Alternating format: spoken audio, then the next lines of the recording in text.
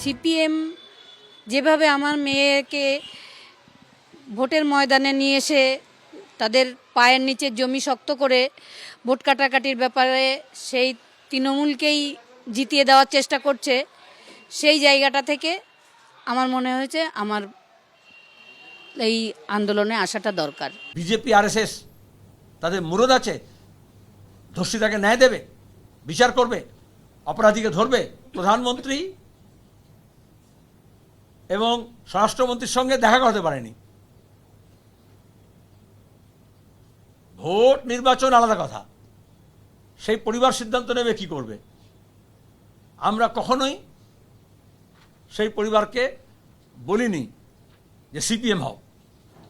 আমরা সবসময় সন্তানহারা পরিবারকে পাশে দাঁড়ানোর চেষ্টা করেছি।